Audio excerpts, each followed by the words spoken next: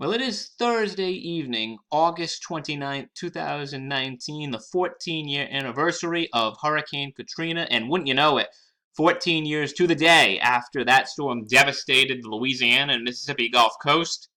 We have a threat that could be another historical storm brewing, this time potentially for the state of Florida. This right here is Hurricane Dorian. He is now a Category 2 storm, or on his way to being a Category 2 storm. In fact, if you look at the latest aircraft reconnaissance mission in there, they just found a pressure of 973 millibars about a half hour ago. That is down significantly from where it was early in the day, and of course, a lower pressure indicates the sign of a strengthening storm. So to take a couple takeaways here from this core. Number one is very, very intense core. No eye yet on the infrared, but I'm sure that will change over the next 24 hours. But you're seeing a very, very healthy, well-defined center of circulation and big thunderstorm cloud tops, cold cloud tops bursting around the center. That's a sign of a healthy core. What this storm does not have yet is extremely large size. Which means all of the high winds and intense conditions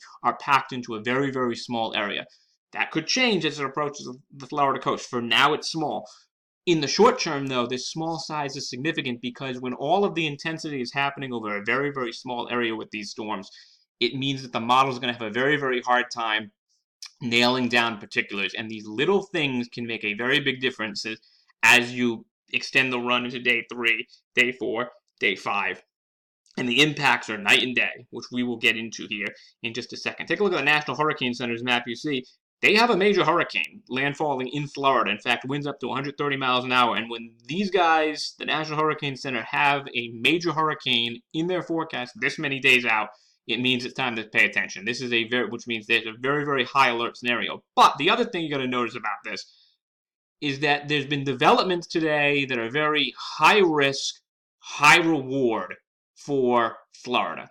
If you notice the end of this map here, these dots get very, very close together, meaning the storm is going to slow down. The steering currents are going to weaken, which means that there is a door for Dorian to possibly miss Florida entirely. However, it could also result in an even worse storm if it actually does hit Florida, and that is some of the things we really need to go over here. If we look at the European ensemble members, this is the European model running basically 50 times over. And you can see it's all over the place. Some of them, a lot of hits into Florida, a lot of storms going in the middle of nowhere. You see, it's just a very, very, very big chaotic mess as we get out to the end of the Labor Day weekend.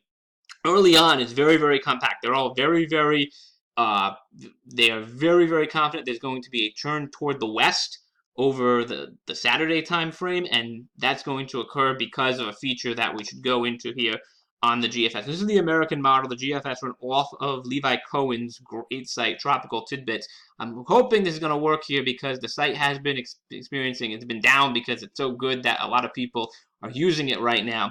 But this is the 500 millibar setup, and right now you see here is Dorian this was the 18Z run, so this is this afternoon. And what you're going to watch for is this ridge here, this Bermuda High, is going to extend toward the Carolina coast over the next 48 hours. And that, in response, is going to force Dorian to change direction from a northwesterly movement more towards a westerly movement. So if we run this forward, you can see how this ridge right here starts extending out towards the coast. And this is what starts pushing it back toward Florida. And this is a highly dangerous situation because you have extremely warm waters, low shear, and this high is going to provide excellent ventilation for the hurricane.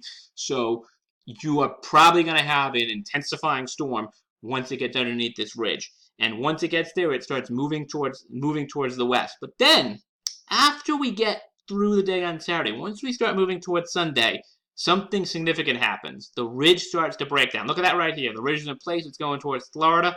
And then the ridge starts to break down. So now we're basically left with Newton's law, right? An object in motion is going to stay in motion for a little while. So it keeps on moving towards the west.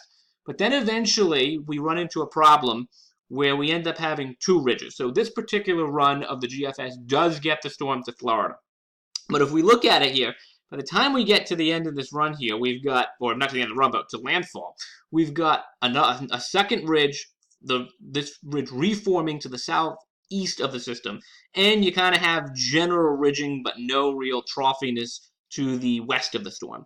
So what ends up happening is there's no real strong steering current for this. There's no trough, which we'd see a big blue area broad coming down to the Ohio or the Tennessee or the Mississippi Valley, somewhere in here. We don't see any of that on this run. So what ends up happening is the steering currents go away. And at this point, the storm can drift, it can wobble, it can do all sorts of little things can tug on it from any direction. It's possible because there's no specific force that's driving it into the coast, which makes the forecast a nightmare, which is why you end up with this, which is what the European ensemble shows. If we show the European model run itself this afternoon, and this is where it was at day 4, if we back it up, it shows a similar picture to the GFS. These are going to be 24-hour frames. Again, watch as we run this forward. The ridge will expand, particularly on Saturday. And with that expansion, we see that movement towards the west. See right here, northwest movement, and then boom, to the west as soon as it gets underneath this ridge. But like the GFS,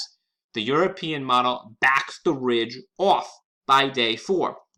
And the European probably shows this even better than the GFS. We end up with 2 ridges, one out over here in Texas and Arkansas, and another one back to the east. GFS formed this one a little more southeast, but same general idea, right? And remember, the flow is going to be clockwise, so the flow around this ridge is going to be this direction, and the flow around this ridge is going to be in this direction. So those are competing flows, and this is why you're seeing these forecasts where the storm slows down, and that just becomes a nightmare to forecast, and possibly a nightmare if you end up underneath it when this happens, because there's just no real easy place for this to go. Now, in this particular run of the European model, this Atlantic ridge ends up being a little bit stronger, a little more robust. So the storm ends up riding up the spine of Florida. This European run literally ran right up I-95 because it ran around this ridge. And, it eventually kind of got stuck there in the southeast. Very, very slow mover. Remember, these are 24-hour increments. So, if you just take a look, I'll just look 3 days from here. 1, 2, 3. It only moves from the northeastern Bahamas to West Palm Beach in 3 days. That's an incredibly long time, an incredibly large number of things can happen in terms of intensification, upwelling, which would cause the storm to weaken. All sorts of things can happen here, and the door is just open for so many different scenarios. But either way, it's a very, very concerning mix of ingredients for South Florida, because there are scenarios here where the storm could sit on top of people for a very, very long time, because, and this is essentially the double-edged sword if we want to go into it. The fact that this storm is slowing down means there are scenarios, if you look at the spaghetti map, if you were to track them, there are scenarios in here where the storm stalls east of Florida, spends a couple days offshore, and then moves north and escapes out to sea and doesn't harm anybody. But just as the storm could stall 50 miles east of Florida, the storm could also stall somewhere on top of Florida. And then you're talking about withstanding hurricane conditions for days on end, 2 to 3 days possibly. The other thing that's really, really important here is if the storm is going to stall, where is it going to stall? Because the exact place where this storm stalls is going to be significant. If you look at this map here, is the TCHP map, it's the tropical cyclone heat potential, and this map here shows how deep the warm water extends. Because if you have a Cat 3, Cat 4 hurricane sitting off the coast of Florida, it's going to upwell water from underneath. So this map tells you how deep the water below extends, how deep the warm water extends below the surface. Well, if it stalls up here near Daytona, there's a slice of cooler water that comes down the Florida Peninsula that it could, if it stalls near the coast, upwell, and which would likely cause the storm to weaken. You could have shear move into the environment. However, if it stalls down here, and you don't really have to pay attention to this because this is really more of a sandbar on the Bahamas. So there's not going to be much cold water here. This is a geographical anomaly. There is extremely deep warm water value. So if the storm stalls in this area, it could theoretically maintain itself for a couple of days if it was in this body of water. Which means that if you were in the Keys, if you were in Miami, Fort Lauderdale, West Palm Beach, anywhere around Lake Okeechobee, you have to really, really watch this one closely, because any of these locations down here, the storm has a chance to maintain its intensity. That is the number one thing I'm concerned about when I look at this scenario, is that I could see a storm stalling somewhere in this location. But it could stall here. It could stall on top of Miami. It could even stall down here in the Keys and then come up and hit Southwest Florida. It could stall on top of Orlando, and weekend after day, just dump a ton of rain. You have a big flooding threat. It could stall on top of Okeechobee. It could stall out. See, all of these places, all of these places are a reasonable position for the storm to either stall or start drifting over a 48-hour period.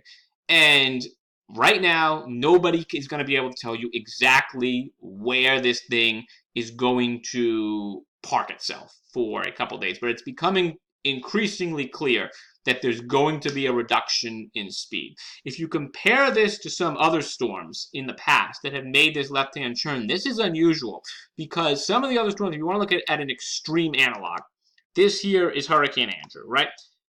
Parts of it are somewhat similar, almost scary, right? If you look at Dorian, came up down here near Barbados and went across the Northeast Caribbean, and then is going to turn back towards the west, like we showed. This is pretty similar in terms of path to Andrew, and a lot of the upper air environment is similar to Andrew. What is not similar to Andrew is that Andrew had a driver, so he was moving very, very quickly across South Florida. This storm is not going to do that. So, well, it's possible you could have an intensifying storm moving into this area. This one is going to slow down. The other thing is, some models are even showing a bend to the southeast. So some of these go up here to like the northern part of the Bahamas and actually come back down into West Palm Beach. And while that may seem unusual, I just want to throw a couple other storms out here in this part of the world that did move southeast. Or excuse me, southwest. If I say southwest.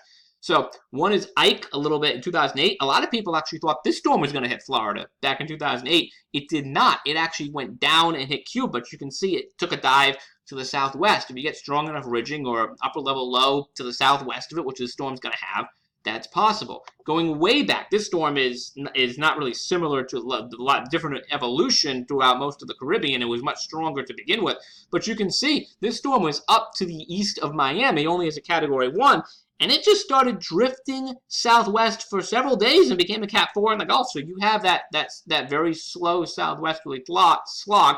And another crazy one is Hurricane Betsy. The year before that, in 1965, like Dorian, came out of the Northeast Caribbean, started to intensify. And it did this double thing. It did either a stall and a loop, and then came up and did it again and went back to the southwest and went through the Keys.